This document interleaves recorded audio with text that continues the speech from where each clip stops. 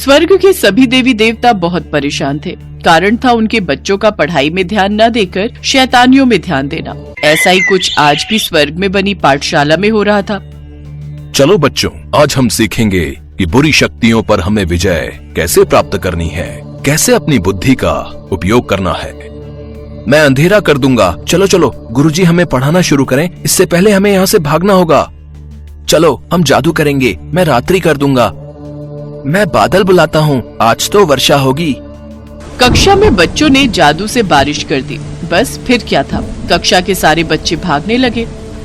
गुरुजी, अब हम नहीं पढ़ेंगे, अब तो बारिश हो गई है, हम भीग जाएंगे। मैं सब जानता हूँ ये किसकी चाल है। ये सब देवताओं के शरारती बच्चों का किया हुआ कार्य है। बच्चे जोर से हंसे। अब तो उनकी शैतानियां बढ़ती ही जा रही थी। वो रोजाना ही कोई न कोई शरारत करके कक्षा में न पढ़ने का बहाना ढूंढने ही लगे। अगर देवगुरु सख्ती से पेश आते तो वो कक्षा में बैठकर शरारतें करने लगते। गुरुजी, ये देखिए, वायु कुमार मुझे हवा में उड़ा रहा है। गुरुजी, पहले पृथ्वी कुमार ने मुझे चूहा बनाया था और सब मुझे चूहा कहकर पुकार रहे थे।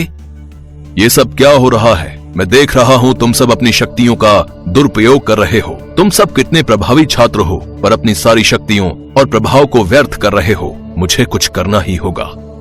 देवगुरु एक बार फिर सभी देवताओं को पाठशाला में बुलाते हैं और उनसे सभी बच्चों की शिकायत करते हैं। ये बहुत गंभीर बात है देवगुरु। हम भी चाहते हैं हमारे बच्चे अच्छी शिक्षा प्राप्त करें, ताकि स्वर्ग की अभिलाषा भी बनी रहे और सुरक्षा भी। आप ठीक कह रहे हैं चंद्रदेव। स्वर्ग का कार्यभार आगे चलकर हमारी संतानों ने ही संभालना है। इसके लिए इन्हें गंभीरता दिखानी होगी और अच्छी शिक्षा ग्रहण करनी होगी, नहीं तो शैतानियों में ये कुछ नहीं सीख पाएंगे। कभी बारिश कर देते हैं, कभी अग्नि प्रज्वलित कर देते हैं। कोई चूहा बन रहा है, कोई बिल्ली, कोई किसी को हवा में उड़ा रहा है, कोई किसी को पृथ्वी में भेज रहा है। मैं उनकी शरारतों से तंग आ गया हूँ। अब शीघ्र ही कुछ करना होगा। मुझे माँ सरस्वती को पाठशाला में बुलाना ही होगा। मैं जानता हूँ वो पृथ्वी और स्वर्ग का कार्यभार संभालने में अधिक व्यस्त रहती हैं, पर उनके आए बिना मुझे नहीं लगता ये बच्चे अपनी शरारत छोड़ पाएंगे। अगर आपको ये सही लगता है गुरुदेव, तो कृपया करके शीघ्र ही माँ सरस्वती को पाठशाला में बुला लीजिए। हमें तो अपनी संतानों की बहुत चिंता हो रही है। चिंता मत कीजिए पृथ्वी देवी, मैं आज ही माँ सरस्वती के पास जाता हूँ। सभी देवी देवता अपने अपने स्थान पर वापस लौट आए। देवगुरु माँ सरस्वती के पास जाते हैं और उन्हें सारी बात कहते हैं। आइए देवगुरु, और पाठशाला कैसी चल रही है? सब बच्चे ठीक से पढ़ाई कर रहे हैं ना? देवी सरस्वती, मैं इस विषय में बात करने के लिए आपके समक्ष उपस्थित हुआ हूँ। हे देवी सरस्वती, आप वाणी, विद्या, कला, विज्ञान और संगीत की देवी मानी जाती हैं। आप ज्ञान की देवी हैं। हम सब आपकी उपासना और कृपा से ही ज्ञान प्राप्त करने में सक्षम हुए हैं। आप विद्या की देवी हैं। आप पूरे संसार में ज्ञान का प्रकाश फैलाती हैं। माँ, स्वर्ग की पाठशाला को आपकी आवश्यकता है। बच्चे बहुत अधिक शरारती हो गए हैं। मैं चाहता हूँ कुछ दिन आप पाठशाला में उपस्थित रहकर बच्चों में ज्ञान का प्रकाश फैला दें, ताकि बच्चे उचित मार्ग पर आ सकें। मुझे इस कार्य में आपकी आवश्यकता है देवी। चिंता मत कीजिए देवगुरु, मैं कल पाठशाला में अवश्य आऊंगी, और जब तक बच्चे सही और गलत में अंतर नहीं समझ लेते, तब तक मैं उन्हें स्वयं ही पढ़ाऊंगी। धन्यवाद देवी सरस्वती। अगले दिन कक्षा में माँ सरस्वती उपस्थित होती हैं। सभी बच्चे उन्हें प्रणाम करते हैं। बच्चों, क्या तुम स्वर्ग के विशेष ग्रंथों को पढ़ते हो? नहीं माँ, हमें अभी तक उन्हें पढ़ने का मौका नहीं मिला। तो एक कार्य करते हैं, हम कुछ दिनों के लिए स्वर्ग की यात्रा पर निकलते हैं। इस तरह से आप सभी को भ्रमण करने का अवसर भी प्राप्त होगा। भ्रमण पर? फिर तो बहुत आनंद आने वाला है। कितने समय से हम सब भ्रमण पर नहीं गए। हाँ, बहुत आनंद आएगा, हम खूब खेलेंगे। माँ सरस्वती पाठशाला के सभी बच्चों को अपने साथ स्वर्ग की यात्रा पर ले जाती हैं। देवगुरु भी उनके साथ जाते हैं। सभी देवी देवता बहुत खुश थे कि आज माँ सरस्वती स्वयं उनके बच्चों को पढ़ाने के लिए आई हैं। उन्हें विश्वास था कि बच्चे शैतानी छोड़कर पढ़ने में ध्यान अवश्य लगा देंगे। देवी सरस्वती, मुझे पूर्ण विश्वास है आप जब स्वयं ज्ञान की देवी इन बच्चों को ज्ञान देने के लिए उपस्थित हुई हैं, तो ये बच्चे अवश्य ही शैतानी छोड़कर पढ़ने में ध्यान लगाएंगे। मेरे साथ साथ सभी देवताओं का भी यही कहना है। अवश्य देवगुरु, आप बिल्कुल भी चिंता मत कीजिए। जब तक मेरा कार्य पूर्ण नहीं होता, मैं यहाँ से प्रस्थान नहीं करूँगी। यात्रा के दौरान माँ सरस्वती सभी विद्यार्थियों को विभिन्न विषयों पर ज्ञान देती रहीं। उन्होंने उन्हें ध्यान, विद्या, कला, विज्ञान और धर्म के बारे में सिखाया। कुछ दिनों के पश्चात सभी विद्यार्थी माँ सरस्वती के साथ भ्रमण करके लौट आते हैं। माँ सरस्वती पाठशाला की कक्षा में बच्चों को समझाती हैं, उन्हें ज्ञान का संदेश देती हैं। तो बच्चों बताओ, हमारे लिए ज्ञान कितना आवश्यक है? माता, ज्ञान हमारे लिए अत्यधिक मूल्यवान है। ज्ञान हमें अंधकार से प्रकाश की ओर ले जाता है। ज्ञान प्राप्ति आत्मविकास, समझदारी और जीवन में सही दिशा में बढ़ने के लिए आवश्यक है। ये व्यक्ति को समस्याओं का समाधान निकालने, सच्चे मूल्यों की पहचान करने और समृद्धि की दिशा में अग्रसर होने में मदद करता है। माता, ज्ञान प्राप्ति से हमें यही संदेश मिलता है कि हमें अपनी शक्तियों का उपयोग सही दिशा में करना चाहिए। ज्ञानी व्यक्ति अपनी शक्तियों का व्यर्थ उपयोग नहीं करते। हम वादा करते हैं माता, हम अपनी शक्तियों का कभी भी दुरुपयोग नहीं करेंगे। सदैव नवीन कार्यों में ही अपनी शक्तियों को लगाएंगे, जो कि सृष्टि के विकास में सहायक होंगी। हम पढ़ाई पर पूरा ध्यान देंगे माता, हम ये वादा करते हैं। देव गुरु, अब हम आपको कभी भी किसी शिकायत का मौका नहीं देंगे। हम सदैव आपका कहना मानेंगे। सभी विद्यार्थियों की बातें सुनकर माँ सरस्वती मुस्कुरा देती हैं। देवगुरु भी प्रसन्न थे। सभी देवताओं के बच्चे पढ़ाई में पूरा ध्यान देने लगे। ये देखकर सभी देवी देवता भी बहुत प्रसन्न थे। स्वर्ग के बच्चों ने उनकी शिक्षा को गहराई से समझा और उन्होंने अपनी नकारात्मकता को छोड़ दिया। वे सही मार्ग पर आ गए और पढ़ने लगे। इस कहानी से हमें यही सीख मिलती है कि ज्ञान की खोज में लगन और सही मार्ग पर चलने से हम अपने लक्ष्यों को प्राप्त कर सकते हैं।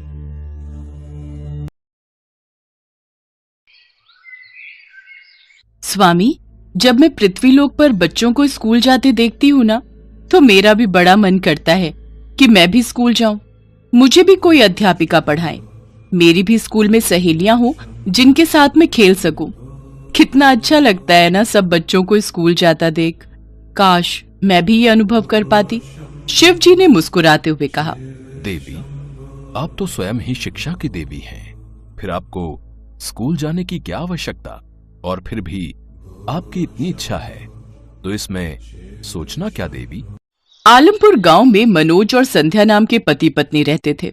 उनके परिवार में उनके 5 साल के 2 जुड़वा बेटे अमित और सुमित और एक बूढ़ी माँ जानकी थी। मनोज एक लकड़हारा था। वो लकड़ियां काटकर अपना और अपने परिवार का पेट पालता था। मनोज और संध्या दोनों ही माँ दुर्गा के बहुत बड़े भक्त थे। वो हर रोज दुर्गा माँ की पूजा करते थे। मनोज के 2 बेटे थे, लेकिन उसकी हमेशा से बड़ी चाहत थी कि उसकी भी दुर्गा माँ जैसी एक प्यारी सी बेटी हो। लेकिन 2 बेटों के बाद संध्या को गर्भ धारण में बड़ी दिक्कतें आ रही थीं, जिस वजह से वो फिर से मां नहीं बन पा रही थी। फिर एक रोज मनोज जंगल में जब पेड़ से लकड़ियां काटने लगा तो उसे उस पेड़ के खोखल से एक बच्ची के रोने की आवाज आई। उसने पेड़ के खोखल में देखा तो उसमें एक नवजात बच्ची रो रही थी। अरे, ये बच्ची इस पेड़ में कहां से आई? मनोज ने झट से उस बच्ची को गोद में उठाया और उसे अपने साथ घर ले आया।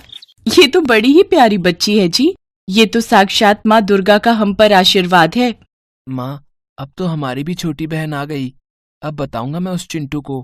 बड़ा घमंड करता था ना अपनी बहन को लेकर। बिटिया के घर आने से सब बहुत खुश थे। अगर कोई नाखुश था तो वो थी संध्या की सास जानकी। ना जाने किसका पाप किसका बोझ उठा लाया मेरा बेटा। बेटी की चाह में तो ये बाबला ही हो गया है। ऐसा क्यों कहती हो माँ?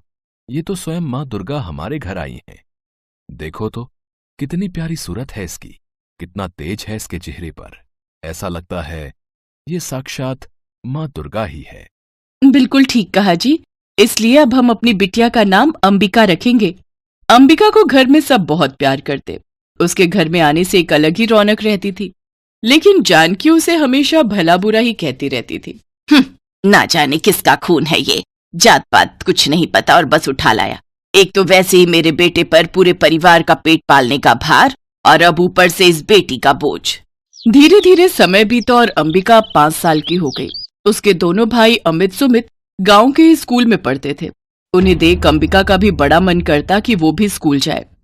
फिर एक रोज वो अपने बाबा से कहती है, बाबा मुझे भी स्कूल जाना है, मैं भी पढ़ना चाहती हूँ। लेकिन मेरी बच्ची। क्या हुआ बाबा? लेकिन ये कि हमारे पास इतने पैसे नहीं हैं कि मेरा बेटा तुम तीनों के स्कूल का खर्चा पानी उठा सके।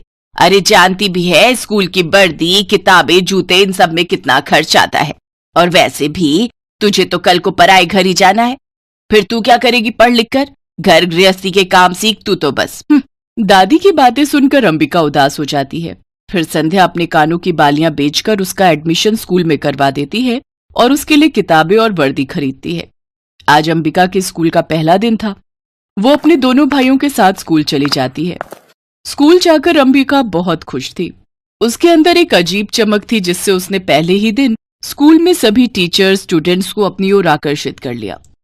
पहले ही दिन उसके खूब सारे दोस्त बन गए। स्कूल में टीचर्स जो भी पढ़ाती उसका जवाब पहले से ही अंबिका को आ जाता। अरे वाह अंबिका, तुम्हें पहले से सब आता है, सचमुच बहुत तेज दिमाग है तुम्हारा। धन्यवाद। अंबिका का दिमाग इतना तेज था कि वो 5वीं में पढ़ रहे अपने दोनों भाइयों को भी पढ़ा देती थी। सुमित, तुझे मैथ का ये वाला सवाल समझ आया था क्या? स्कूल में सर ने बताया था, लेकिन मुझे फिर भी समझ में नहीं आया। नहीं, समझ तो मुझे भी नहीं आया। भैया ये तो कितना आसान है, लाओ मैं समझाती हूँ। तू रहने दे अंबिका, जब हमें समझ में नहीं आ रहा तो तुझ पहली क्लास में पढ़ने वाली को क्या समझ आएगा? लेकिन तभी अंबिका ने उस प्रश्न का जवाब चुटकियों में सॉल्व कर दिया।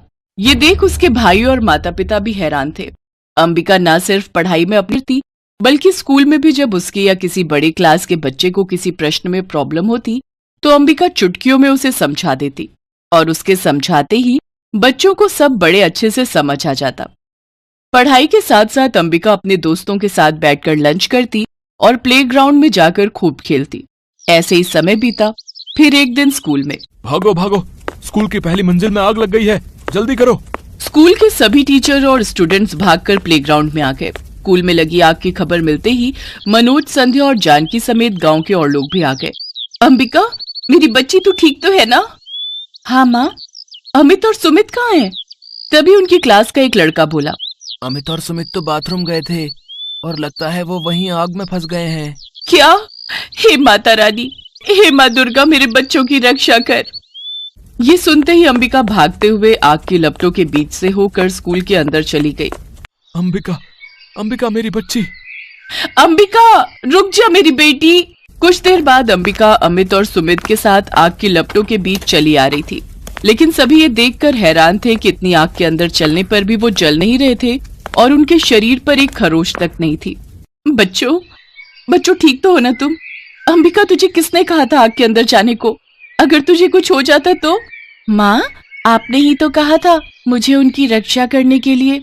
ये बात सुनते ही संध्या को अपनी कही बात याद आती है। लेकिन मैंने तो माँ दुर्गा से, इसका मतलब।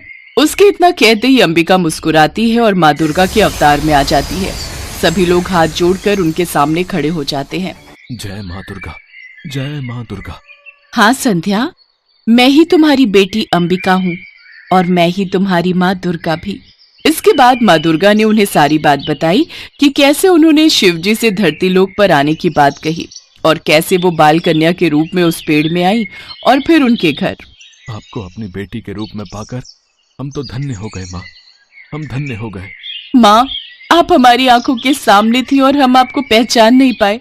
हमें क्षमा कर देना माँ, हमें क्षमा। हे दुर्गा माँ, मुझ ना समझ बुढ़िया को माफ कर देना माँ, जो मैं तुम्हें पहचान नहीं पाई और ना जाने आपके साथ कितना बुरा व्यवहार किया। मनोज, तुम्हारे परिवार के साथ बिताए पल और इस स्कूल में बिताए दिन मुझे हमेशा याद रहेंगे। मैं बहुत ही खूबसूरत यादें संजोकर देवलोक लौटूंगी। मनोज, संध्या, मेरा आशीर्वाद तुम्हारे परिवार पर हमेशा रहेगा। जानकी, बेटा हो या बेटी, शिक्षा प्राप्त करने का अधिकार सबके लिए बराबर है। धरती लोक पर आने का मेरा मकसद अब पूरा हुआ, इसलिए अब मुझे यहाँ से जाना होगा। माँ, तो क्या अंबिका, मेरा मतलब है माँ दुर्गा यानी हमारी बहन, अब हमसे दूर चली जाएंगी? नहीं पुत्र, केवल मैं जा रही हूँ। मेरा ही रूप तुम्हारी बहन बनकर और संध्या और मनोज की बेटी बनकर तुम्हारे साथ रहेगी। फिर अपने चमत्कार से माँ दुर्गा अंबिका के रूप की एक कन्या प्रकट करती हैं और फिर वहां से अंतर्ध्यान हो जाती हैं। वो लड़की यानी कि अंबिका को संध्या और मनोज गले से लगा लेते हैं। वो सब जब घर लौटे तो उनकी झोपड़ी एक बड़े पक्के घर में बदल चुकी थी। साथ ही घर के अंदर नोटों से भरी ढेरों गड्डियां रखी हुई थी। अब उनकी गरीबी दूर हो गई और वो सब खुशी खुशी रहने लगे।